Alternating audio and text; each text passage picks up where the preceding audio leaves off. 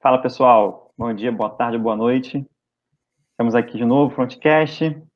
Esse episódio sobre a guerra no Kosovo, a última parte sobre nossa minissérie sobre o desmantelamento da Iugoslávia.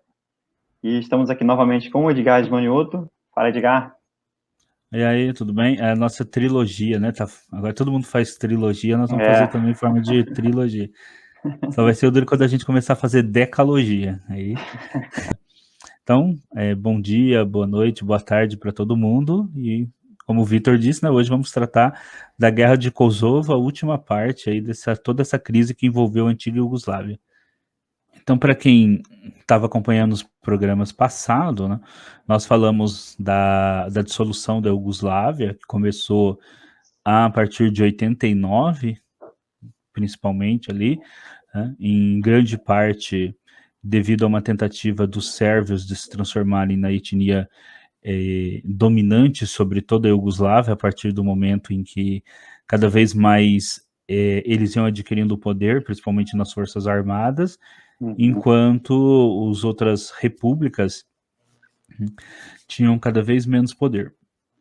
E também a dissolução do comunismo, a crise econômica, a morte do Tito, tudo isso vai levar a uma crise grande, né, e é o desejo de várias nacionalidades que compunham a Iugoslávia de seguir o seu próprio caminho.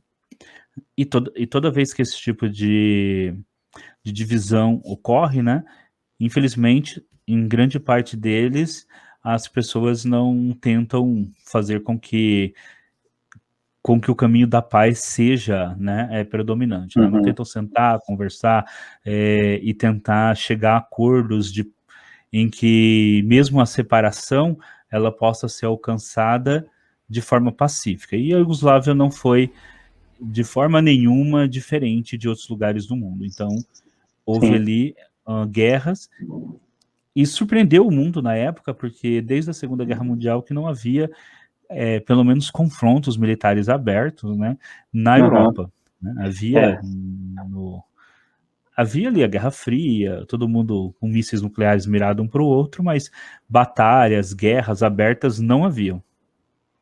sim. É bom a gente falar, né, que essa situação lá é parecida com a do Oriente Médio. São povos que já viviam ali, né, há centenas, às vezes milhares de anos. Então, eram problemas de etnia, problemas religiosos que aconteciam em todo esse tempo, né? Então, em alguns momentos existiam guerras e conflitos, em outros momentos se conseguia manter a paz, como na época do Império Otomano ou do Tito, né? E culminou, né, com o fim da... A gente tinha falado isso também nos outros episódios. Com o fim da Iugoslávia, esses sentimentos nacionalistas e religiosos, tudo junto e misturado, desses grupos foram florescendo, né? Foram vindo para fora e se fortalecendo, né? Acho que foi no primeiro que a gente tinha conversado e a gente falou que, né, de um dia para o outro, assim, parece que as pessoas ficaram totalmente radicais, mas não foi, né? Eram coisas que as pessoas iam escutando dos seus amigos, dos seus parentes, né, sobre um exemplo, os sérvios, né, de criar a Grande Sérvia. Era um discurso, era uma conversa que eles tinham no seu dia a dia, só que surgiu a oportunidade de um líder, no caso do Slobodan Milosevic, botar em prática esse assunto que eles ouviam do passado, dos avós, né, dos outros seus antepassados lá, que era o desejo de criar a Grande Sérvia. Né? Com os macedônios a mesma coisa, com os kosovares a mesma coisa, né? Aquele sentimento de se criar uma nação, entre aspas, pura, etnicamente e também culturalmente, religiosamente. Né? Então, Parece que não é muito difícil, né, nesses lugares, você insuflar as pessoas e de repente pessoas que até então viviam em harmonia, algumas casando entre si, com seus filhos casados entre si, né, convivendo muito bem, de repente você ter aí uma você em pouco tempo, né, pessoas que até então eram vizinhas se tornarem radicais, né, parece que não que tendo os elementos certos, e um dos elementos, né, é a crise econômica, né, uhum, conforme vai tendo crise econômica e vai você vai tendo todo esse processo de radicalização. Parece que isso, infelizmente, né, parece que o ser humano ele tem essa propensão em alguns momentos, né, a radicalizar posições que com com pouco mais de, digamos assim, de bom senso, poderiam ter sido resolvidas sem que as pessoas se matassem umas às outras, né? Então, Sim. muitas vezes as guerras acontecem quando esse bom senso acaba. Uhum. E como no Oriente Médio, né, Vitor, que você estava comentando aí sobre o Oriente Médio, ali também ocorre alguns problemas similares. Por exemplo, em Kosovo foi que aconteceu uma grande batalha entre otomanos e sérvios. Então, para os sérvios tem uma região ali que ele é como, digamos assim, como se fosse sagrada. Então, essas coisas como territórios também. Então, num território ali tem a predominância muçulmana, mas tem uma igreja sérvia ali, onde Uhum. um determinado santo da igreja ortodoxa viveu, então aquele lugar é sagrado para os sérvios, mas está no território com a maioria kosovar. E, na verdade, se você for ver, são coisas que poderiam ser resolvidas muito facilmente, né? Você poderia Uhum. declarar o lugar como a ONU faz, né? Declarar como patrimônio cultural da humanidade e que os sérvios poderiam tranquilamente visitar o lugar quando quisessem, mas a radicalização geralmente parece que ela tira, né, das pessoas essa capacidade de raciocinar em nome de achar pontos em comum para continuar vivendo e acaba indo para a guerra, né? Sim. E Kosovo é um território relativamente pequeno, né, ao leste, né, da Iugoslávia, ao leste e ao sul da Iugoslávia, né? Assim, um território de 6.800 quilômetros quadrados, que para nós que vivemos nesse país continental, Uhum. de milhões de quilômetros quadrados, né? É um território muito pequeno. E tem aí 2 milhões de habitantes, né, de kosovares, no qual 90% são albaneses muçulmanos. E essa região ela é uma região muito rica, né, principalmente em carvão, né, e carvão mineral, tá, gente? Não carvão vegetal, carvão mineral, né? Quando a gente está Se ela falando de fosse carvão, rica, se ela fosse rica em carvão vegetal, seria floresta, né? seria uma floresta, né? E aí É. o pessoal faria mais churrasco também. O carvão mineral, o carvão mineral ele é importante porque nessas regiões são regiões que fazem muito frio, né? E as hidrelétrica não, né? As usinas de energia elétrica lá elas funcionam à base de carvão. Então tem uma grande usina elétrica em Kosovo que alimenta tanto Kosovo como parte considerável do que vai ser da Sérvia. Então era importante para os sérvios manterem Kosovo por isso, e também Kosovo tem outras riquezas, como zinco, níquel e Uhum. chumbo, e uma planície muito fértil para a agricultura. Então, por todos esses elementos, Kosovo era importante economicamente para a Uhum. Iugoslávia, para manter. E é lógico, havia também aquele elemento de simbólico. Ali também é uma região onde os sérvios venceram uma grande batalha, como eu já tinha dito anteriormente, mas Uhum. também como os sérvios haviam sofrido derrotas, né, na Croácia, né, quando eles perderam, né, as batalhas contra a Croácia. Depois eles não haviam sofrido uma derrota, porque afinal de contas parte considerável da Bósnia ficou para os sérvios, mas não como eles queriam, né, toda ali grande parte da Bósnia ter ficado com eles. Então, perder Kosovo era uma outra batalha que era, digamos assim, uma outra derrota caso eles perdessem Kosovo. Então,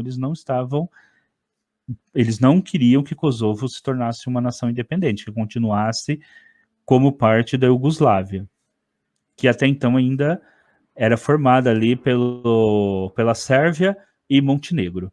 E dentro da Sérvia tem a República de Kosovo.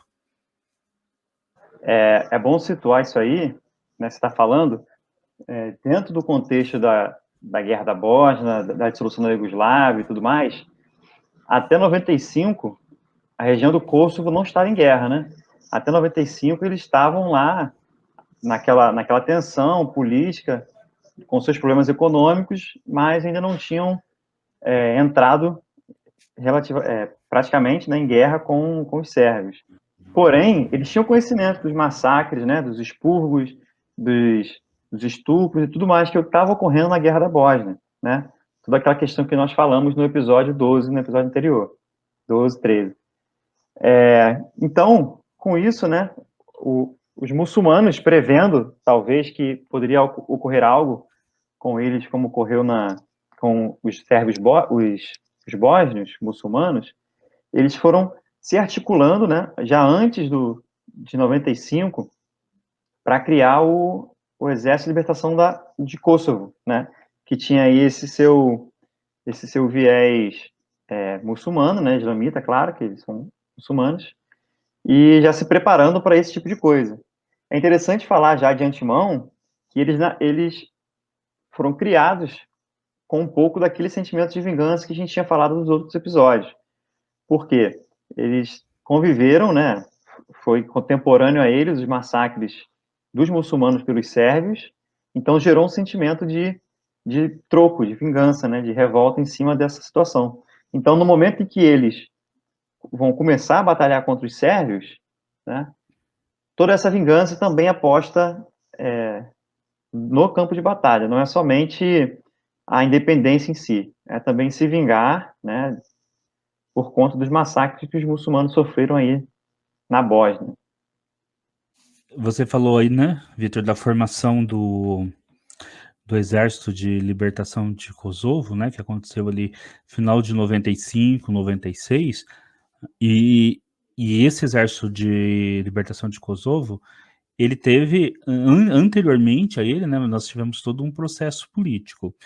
Quem nos acompanhou no episódio anterior, né, foi o episódio 13, que nós falamos da Bósnia, e também no episódio 12, que nós falamos da Croácia e com o início da dissolução da Iugoslávia. Sempre ali a gente estava falando de um personagem político muito importante, que é o Milosevic, que era o presidente da Iugoslávia, né? E é justamente na região de Kosovo que o Milosevic ele vai começar a ganhar poder, né? O Milosevic, ele vai para a região de Kosovo ali nos anos 80, no momento que ali está tendo um problema entre trabalhadores sérvios, que são minoria na região, menos de 10% da população, e os kosovares, e ele acaba tomando uma posição de defesa dos sérvios, o que vai fazer com que ele comece ali a jornada dele ali como um grande líder sérvio, até se tornar, então, presidente da Sérvia, né? Presidente da República da Sérvia. E, para quem se lembra, né, ser presidente da República da Sérvia não é a mesma coisa que ser presidente da Iugoslávia, porque a presidência da Iugoslávia ela é rotativa. Então, é ali que ele vai ganhando poder. A partir do momento em que o Milosevic se torna presidente da Sérvia, uma das coisas que ele vai fazendo, Kosovo não é uma república, ela não tem o mesmo nível de independência que tem a Macedônia, que tem a Croácia, que tem a Eslovênia. Tá? Ela não é uma república, ela é uma província da Sérvia.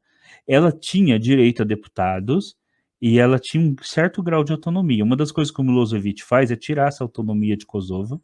Tá? E em Kosovo, apesar de 90% da população ser albanesa muçulmana, a polícia, a defesa civil e o sistema judiciário era praticamente todo sérvio. O Milosevic, em 90, dissolve o parlamento e o governo autônomo, e ele extingue o governo autônomo de Kosovo. E ele também proíbe o ensino de língua albanesa e censura a imprensa. Então, esse processo todo vai levar os kosovares a ficarem, com toda certeza, muito descontentes, porque, na verdade, o que eles queriam, antes da dissolução da Iugoslávia, era se tornar uma república, assim como a Macedônia, como a própria Sérvia, como a Montenegro. E ao invés de se tornar uma república, eles perderam até a condição de província, né, para ser completamente ali dominada pela Sérvia. Nesse processo, o Ibrahim Rugova, que é um escritor, ele acaba reunindo em torno dele a Liga Democrática de Kosovo, que reúne vários partidos de várias orientações diferentes, liberais, social-democratas, de várias orientações diferentes. E esse partido, né, a Liga Democrática de Kosovo, vai declarar a independência de Kosovo em 1991. E ele vai ser eleito presidente em 1992, só que uma presidência assim, clandestina. Porque, na verdade, só a Albânia, que é o país, vai reconhecer a independência da República de Kosovo. E nenhum outro país.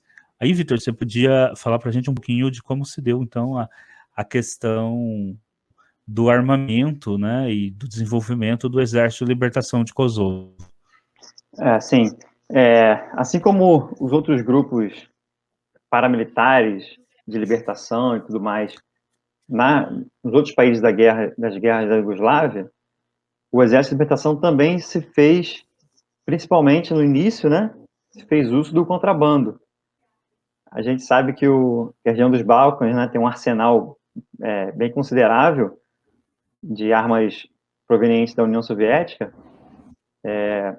claro, né, por conta da Guerra Fria e tudo mais, e por conta de ter uma fábrica de armamentos ali na Sérvia, por conta do desmantelamento da União Soviética e o contrabando das armas, principalmente da Ucrânia, né, que varreu ali o Oriente Médio e os Balcãs eu ouvi uma vez uma revista, o cara falando que tinham armamentos a preço de banana no início dos anos 90, né? Claro que é um exagero, mas o Exército de Libertação do Povo se fez valer desses artifícios, né? De contrabando, de roubo, então, para poder iniciar, né? Então, basicamente, se tinha os AK-47 ucranianos, você tinha as versões licenciadas do Kalashnikov da Sérvia, né? E aqueles pacotes que vêm junto, né? Sempre que a gente estava conversando outra vez, sempre que você vê um conflito que tem uso de armas provenientes da Rússia, da antiga União Soviética, é o pacote, né? O AK ou AKM, aquela metralhadora pesada PKK e aquele foguete RPG-7, né? E seus similares. Então, é o combo de armamento da ex-União Soviética. Então, ali também você tinha isso, né? E coisas menores, como morteiros, esse tipo de coisa. E à medida que eles foram tomando, né, posições e conquistando, mesmo que pouco, o território dos sérvios, não o território dos sérvios, né, mas nos combates, eles também foram pegando os equipamentos dos sérvios. Mas teve um outro episódio, né, Edgar, que eles também adquiriram bastante armamento, né?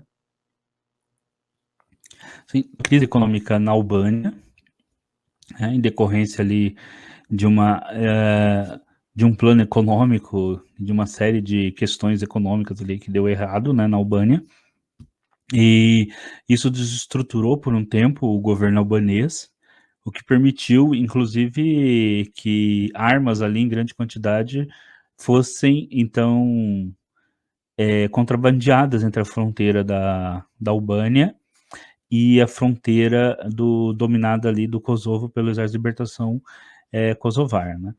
É bom a gente lembrar que a Albânia, ela é um país que era um país comunista, né, que foi dominado por uma ditadura muito extensa, né, uma ditadura comunista bastante longa do Hoxha, eu não sei se estou pronunciando certo o nome dele, é Evert Hoxha, né, e quando esse ditador ali governava a Albânia, ele até incentivou na Albânia, se você procurar na internet, acha assim, ter umas casas massas, como se todo mundo fizesse pequenos bunkers nas casas, onde tinha até uma janelinha para você manter sua metralhadora ali, para você poder enfrentar uma possível invasão, né?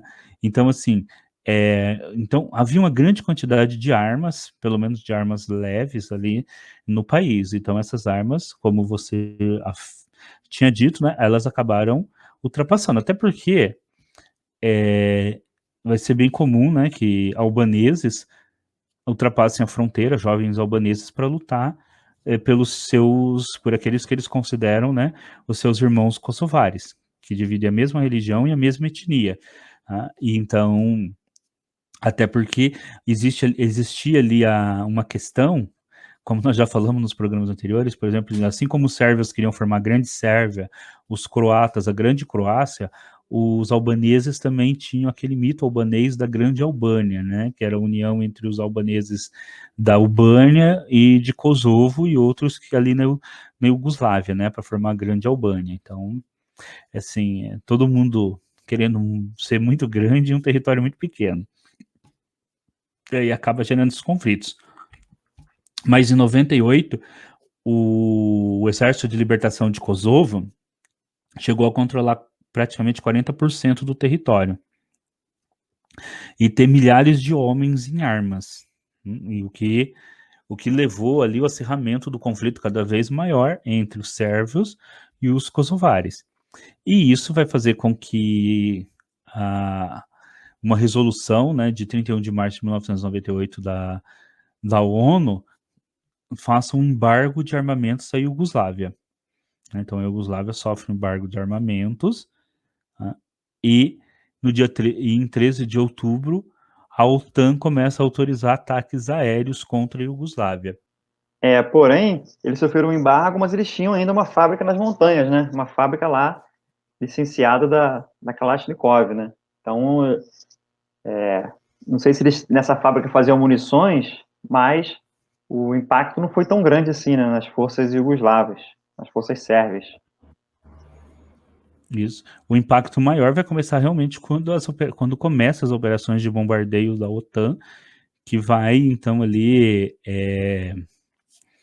que vai destruir a infraestrutura das forças armadas da Iugoslávia, né? Então a Iugoslávia, ela tinha um exército para um país do tamanho da Iugoslávia, um exército considerável, tinha cerca de 100 mil homens em armas no exército, 29 mil na força aérea e cerca de 6 mil na marinha, né? E então eles tinham uma quantidade de homens, fora os paramilitares, né, que sempre lutavam também ali a favor dos sérvios, né, paramilitares sérvios que vinham de outras regiões para lutar a favor do exército iugoslavo sérvio contra os kosovares.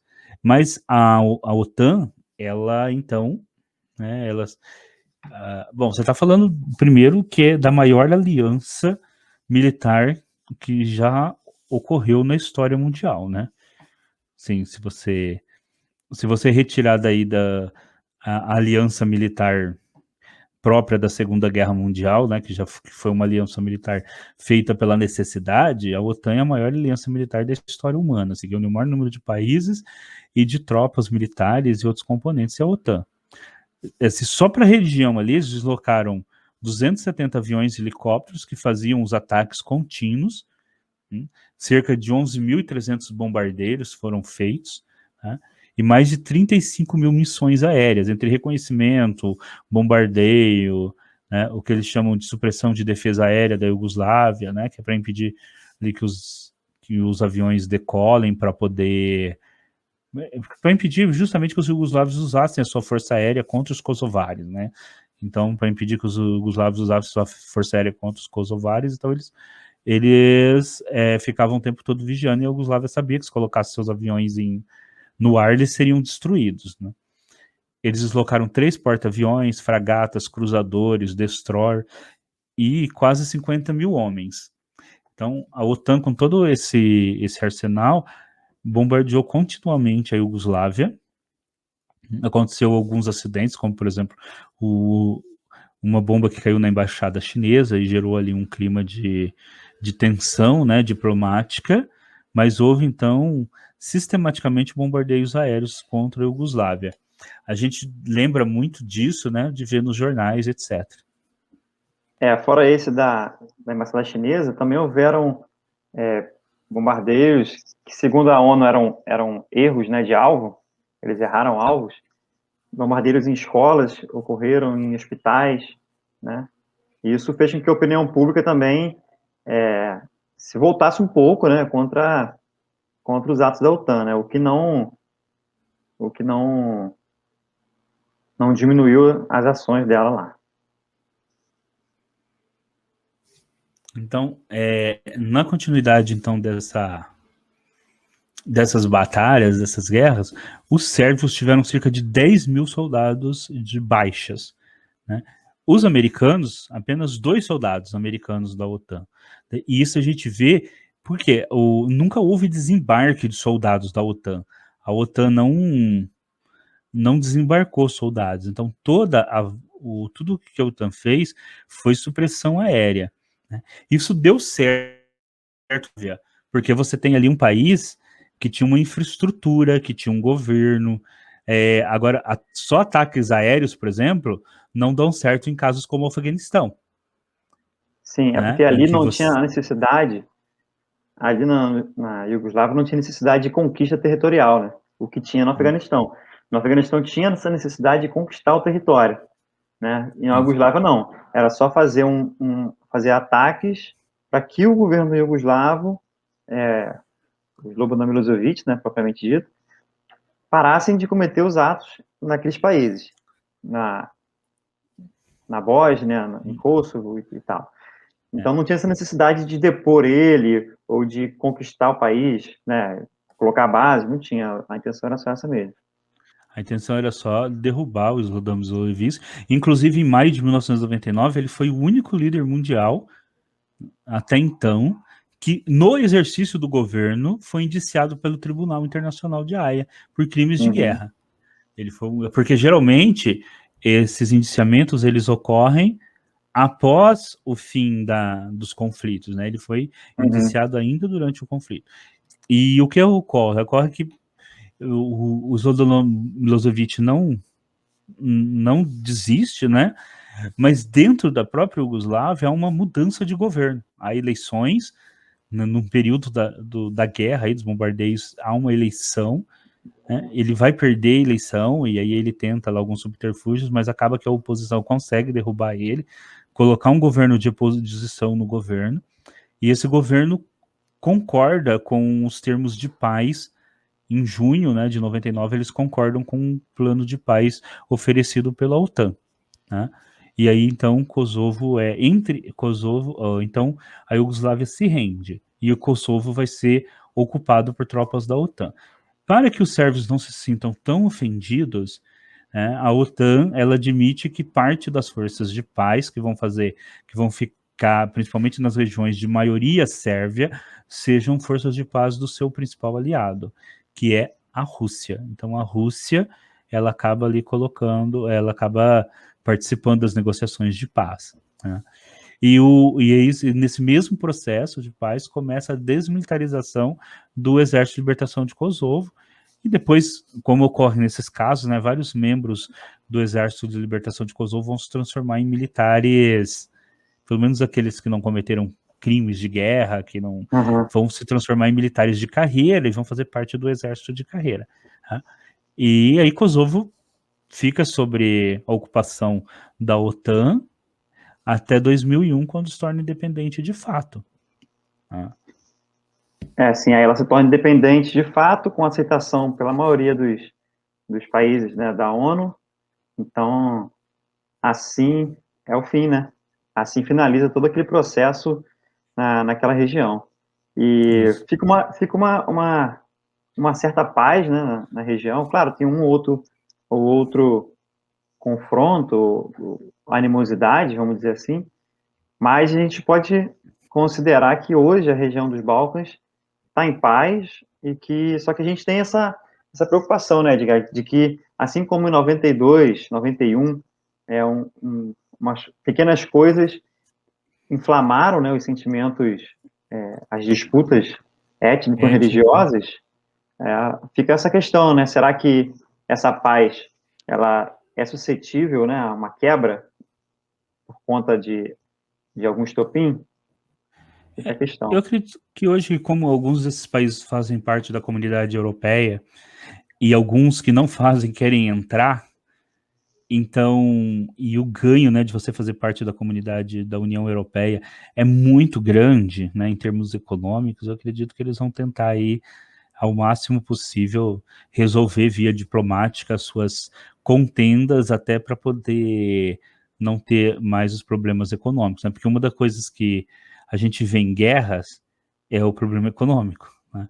Eu estava até lendo em uma das fontes que eu procurei, né, na época foi feito um relatório, assim, ao final da guerra da Iugoslávia, em que os economistas diziam que a população iugoslava, para voltar ao mesmo nível digamos assim, de renda, de PIB dos anos 80, teria quase 40 anos para isso.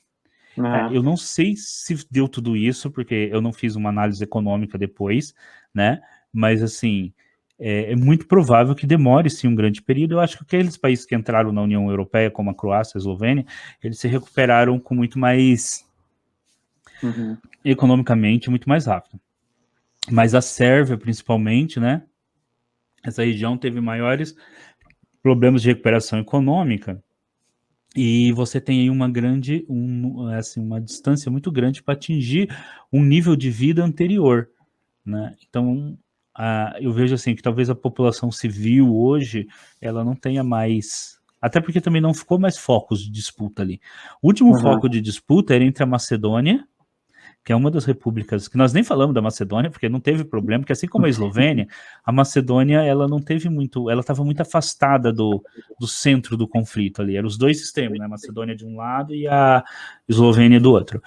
E só que os macedônios tiveram um problema com a Grécia, né? E um pouquinho de história antiga, né? Todo mundo já estudou na escola sobre Alexandre o Grande, né? Que conquistou o mundo inteiro ali, o mundo da Ásia ali, né? O mundo da Ásia, porque na época, gente, quando se falava o mundo ali era Mesopotâmia, né? Era o mundo Aí conhecido. mundo conhecido ali, e ele era macedônio. E os gregos consideram que Alexandre, Macedônia para eles é o grego, né? É um grego. Então que a Macedônia é a região norte da Grécia, né? Mas eles dizem que os macedônios que vivem na região hoje que é a Macedônia, eles são outro povo, eles não são aquele povo que na antiguidade era o povo do Alexandre. É uma outra etnia que ocupou aquela região.